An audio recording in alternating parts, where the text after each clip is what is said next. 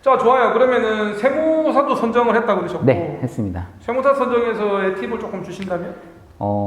세무사분은 제가 보기에는 이런 말씀 드려도 모르겠는데 그 큰 법인을 처음에 이제 제가 보러 갔었거든요. 큰 법인의 분점으로 제가 먼저 상담을 받으러 갔는데 직접 찾아가셨어요? 네, 갔죠. 두 군데를 갔습니다. 짱이야. 두 군데를 갔는데 제가 깜짝 놀랐던 게 두 군데 다 저는 미리 약속을 잡고 갔어요. 상담을 받겠다 약속을 잡고 갔는데 저를 만나주신 분이 세무사분이 아니었어요. 사무장이 만나죠? 네. 그럼 당연히 사무장이 만나죠. 아, 그런가요? 무슨 세무사를 기대해요? 저는 세무사분을 기대하고 만났거든요. 근데 저는 그거를 보고 세무사분과 얘기를 해서 저희가 세무사분에 대한 신뢰도를 바탕으로 계약을 하는 건데 사무장분의 신뢰를 바탕으로 제가 계약하는 건 아니거든요. 그래서 그 후에는 큰 곳에서 하는 것보다는 그냥 선배나 아는 사람 추천으로 해서 세무사분이랑 다이렉트로 연락이 가능한 분이랑 해야겠다라고 생각을 해서 우연찮게 이것도 디자인하시던 분이 선배 병원 세무사님인데 괜찮다더라 해서 소개를 해주셔서 계약을 하게 되었습니다. 그렇습니다. 나중에 이제 개원하시면 여러분들이 이제 세무사를 만나실 텐데요. 네.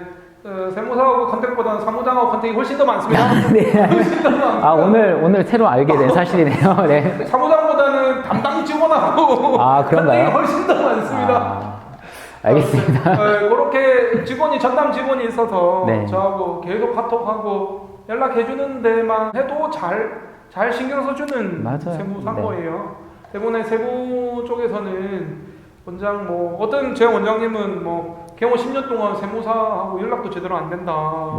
노무사하고 연락도 제대로 안 된다. 알아서 돈은 맨날 나가는데 알아서 한다고는 하는데 보고를 안 해준다 이렇게 얘기하시는 분도 많으시거든요.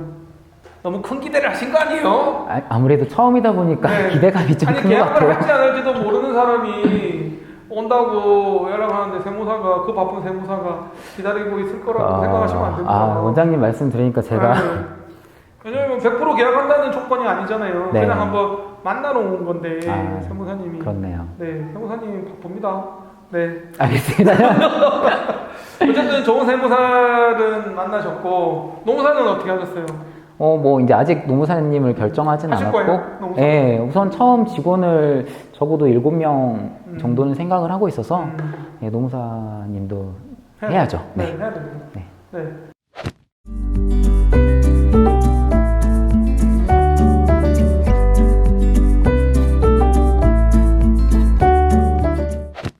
자, 이제 입지됐고, 인테리어 진행 중이고, 세무사 선임했고, 노무사는 할 거고, 이제 2달 남았고, 그쵸? 네. 그럼 이제는 뭐 준비하세요?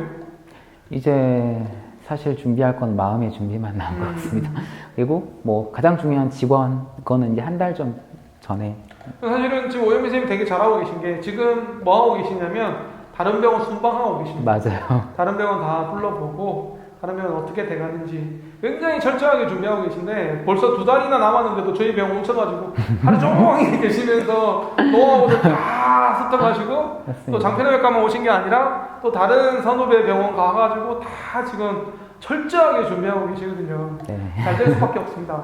네. 지금은 그런 시기인 것 같고. 맞아요. 사전에 제가 이제 궁금한 게 오늘 미팅에서 궁금한 게 뭐냐라고 이렇게 질문을 받았는데 되게 병원 경영에 관한 게 많아요. 그렇죠. 오픈하고 나서 어떻게 해야 되느냐 이런 직원들 얘기도 좀 많고 맞아요. 되게 내일 모레 개원할 것처럼 고민하고 계시는 것 같은데 저는 굉장히 좋은 자세 같아요. 그러니까 당장 내일 내가 개원을 한다 생각하시고 벌써부터 고민을 하고 계시는 것 같잖아요. 좀 오랫동안 고민을 하는 것 같은데 그 덕분에 선배님들한테 많이 들을 수 있어서 저는 그래도 이번에는 개업을 한다 그쵸? 네. 하긴 하나 봐요. 왜냐면 그 전에 2년 전에 저하고 만난 적이 있어요. 만난 적이 있어서 저처럼 2년마다 사이클이 있어가지고요. 개원을 하려고 막 하다가 준비하다가 개원을 안 하고 이런 경우가 많거든요. 맞아요. 이번에 어떻게 개원을 하게 된 결정적인 계기가 있나요? 사실은 제일 결정적인 계기는 원장님도 그렇고 다른 원장님들의 말씀이 컸고요. 개원은 해라. 개원은 하는 게 맞고 어차피 평생 봉직 갈 거 아니잖아. 개원하는 게 좋다라는 말씀이 컸고 그 2년 사이클을 봐서 제가 이 시기를 놓치게 되면 또 2년을 지나야 되니까. 네, 43살인데 43살에 다시 똑같은 걸 겪기보다는 이번에 결심했을 때 마무리하자라는 게 컸던 것 같아요. 요즘 뭐 이전에 원장님들은 일찍 개원하셨고 요즘에 결혼 연령대가 뭐 30대 중반 이전에는 저희 때는 20대 중반이었지만 지금 30대 중반으로 바뀌었잖아요. 맞아요. 개원 시기도 사실은 점점 늦어지는 게 맞는 것 같고요. 네. 근데 최근에 제가 다른 업체 관계자들하고 만나니까 되게 개원 시기가 빨라졌다고 젊어졌다고 얘기는 하시더라고요. 아 그래요? 자, 지금부터 이제 제가 질문을 받아서 저의 답변을 드리겠습니다. 질문하시죠. 자, 우선 첫 번째로 제가 원장님한테 질문 드릴 게 우선은 진료 시간이 좀 고민이 많이 되고요. 뭐 많은 병원에서 사실 9시에 시작을 해서 6시에 끝나는 쪽으로 많이 진행을 하고 있는데 평범하죠. 네, 그거 가장 많은 병원에서 하고 있는데 또 어떤 병원에서 일부 병원에서는 8시 반에 시작을 해서 필요에 따라서 6시나 아니면 좀 뭐 빨리 끝나는 데는 5시 반 정도로 이렇게 하는 경우가 있고 또 어떤 병원에서 보면 점심시간을 보통은 1시간을 하는데 1시간 반을 하는 병원들이 있더라고요. 그래서 저는 이제 시작을 하면서 우선은 극소수의 병원에서 하고 있는 8시 반으로 사실 생각은 하고 있고 8시 반에서 5시 반으로 생각을 하고 있는데 그 점심시간을 1시간을 하는 거랑 1시간 반을 하는 거랑 이게 직원들이 어떤 게 선호도가 더 있을지 아니면 그거에 따라서 뭐 원장님이 좀 신경을 써야 되는 게 또 있는지 이런 게 혹시 그 노동 시간 때문에 그런 거죠. 근로시간. 네. 다른 거 없습니다. 근로시간이고요. 점심시간을 1시간 반을 하는 이유는 저기 근로시간 40시간, 네. 40시간 또는 52시간 보통 우리가 40시간을 기준으로 하니까 직원들은 근무시간 너무 길면 지원을 잘 안 하고 싫어하니까 그러면 근무시간을 맞추려고 하는데 그 일찍 시작하고 늦게 맞추려면 어쩔 수 없이 점심시간을 길게 해야 되는 거죠. 네. 점심시간 30분을 더 주는 조건으로 주 40시간을 맞추려고 하는 거고요. 그렇죠. 제가 아는데도 1시간 반 쉬거든요. 1시간 반 쉬는데 직원들은 1시간 반 쉬는 거 별로 안 좋아하더라고요. 아 그래요? 왜냐면 빨리 일하고 빨리 집에 가야 되는데 네. 근무 시간이 그것 때문에 늘어지는 거 별로 좀 안 좋아하는 것 같고 우리가 뭐 점심 드셔보셔도 아시지만 1시간 반까지 드실 정도는 그렇죠. 아니니까. 사실 필요 없죠. 그 네. 정도는. 근데 사실은 오후 시간에는 환자들이 많이 안 오잖아요. 네. 그러니까 그리고 일찍 시작하는 문제는 이제 과마다 좀 다른 것 같고요. 제가 아는 뭐 마취과 그러니까 연령대가 좀 높으신 분들이나 또는 아침 일찍 잘 안 오는 과가 있잖아요. 그런 과는 좀 늦게 시작하는 9시 반, 심지어 10시에 시작하는 데도 있는 거 같고 피부과 같은데. 피부과 네. 이런 데는 아침에 잘 안 오시거든요. 맞아요. 그러면 그거에 맞춰서 하고 저녁에 오히려 더 많이 오시니까 네. 시간대를 좀 늦추는 것 같고 저는 8시 반에 하는 이유는 당일 퇴원하잖아요. 네. 장편외과는 당일 퇴원하시거든요. 그러면은 밤에 조금 불편하신 분들이 아침 일찍 오신단 말이에요. 네. 그러니까 아침 일찍 오시는 분들을 위해서 하는 컨셉이었고 두 번째는 직장인들을 좀 타겟으로 하고 싶었어요. 그러니까 9시 시작을 하면 것보다는 8시 반에 시작하면 아무래도 직장인들이 병원에 잠시 들렀다가 출근하면 되는 거니까 네. 그거에 대한 수요가 생각보다 많습니다. 외과는 항문외과는 거의 뭐 아침에 오시는 30분 동안 오시는 분이 대여섯 명은 계시거든요. 아. 그 정도면 굉장히 많은 그렇죠. 부분이고 세 번째 이유는 항문외과는 밤에 아파서 새벽에 아침 일찍 오시는 분이 많으세요.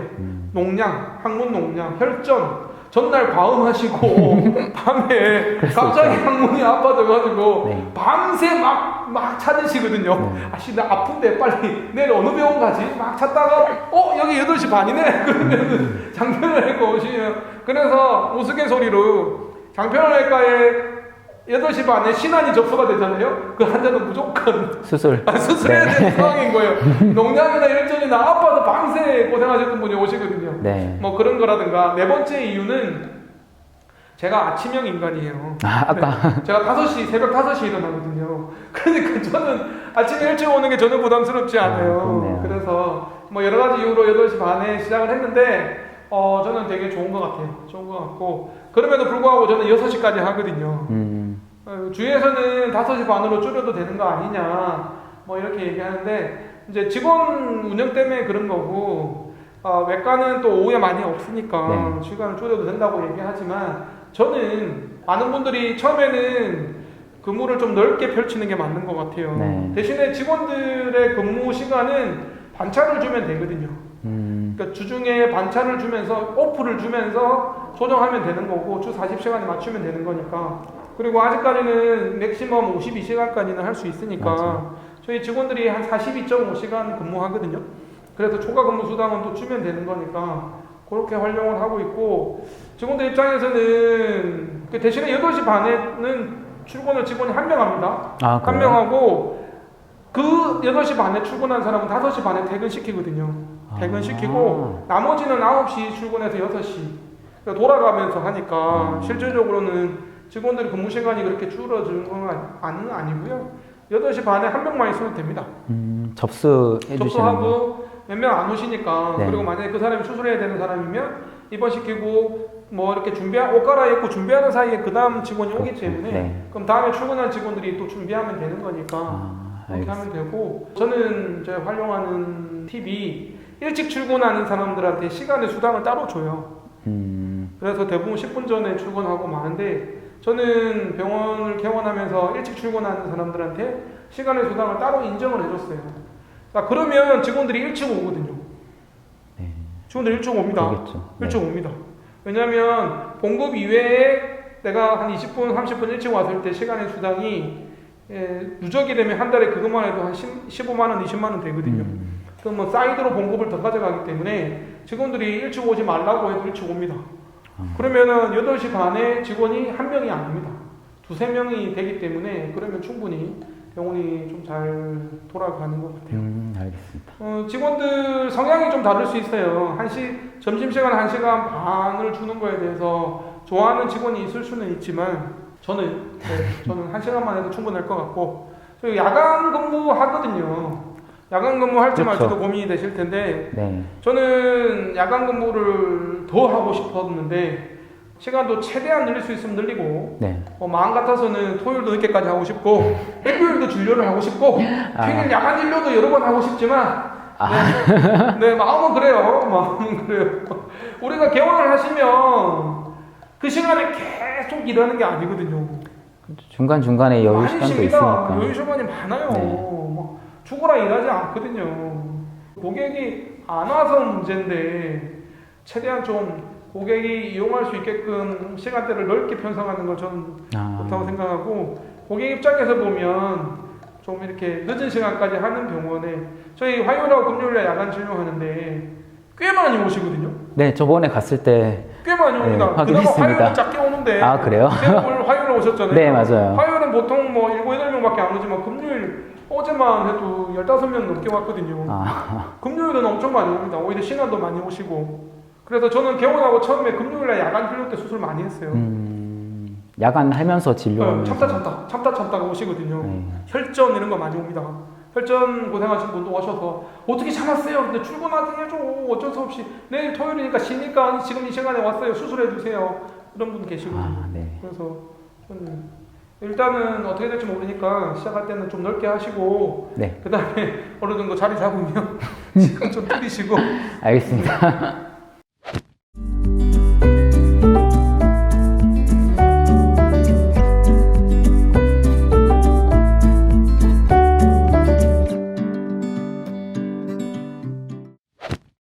자, 두 번째 질문. 이거는 좀 연결된 질문인데, 우선은 이제 저희가 개원할 때 보안업체를 고용하는 경우가 있잖아요. 무조건 해야죠. 네.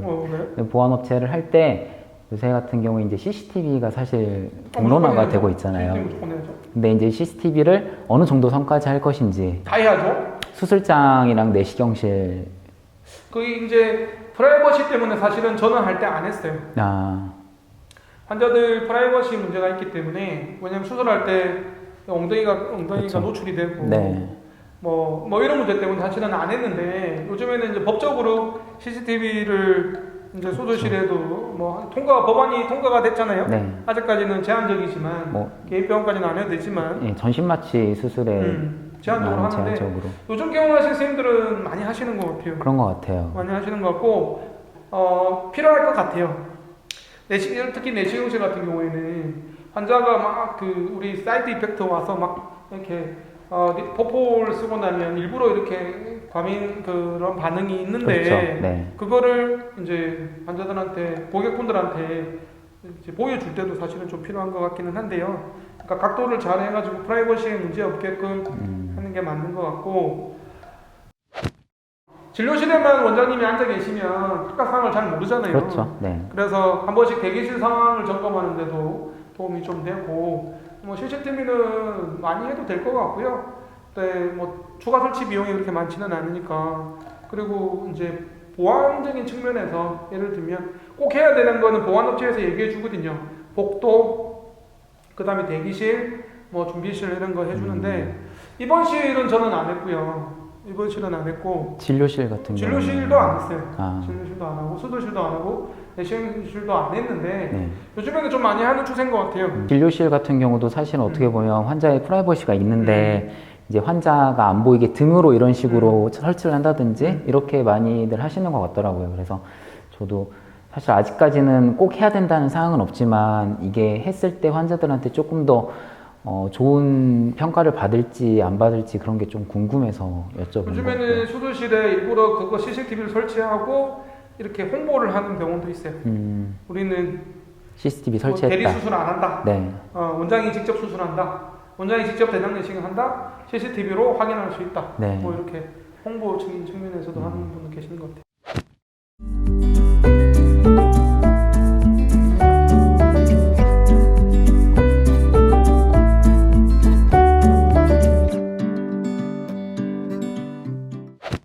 다음 질문 주시죠. 네, 다음 질문 네. 드리도록 하겠습니다. 이건 사실 어떻게 보면 민감한 질문일 수 있는데 사실 뭐 아까 말씀드렸지만 제가 지금 가장 큰 고비가 하나가 직원이거든요. 직원을 어떻게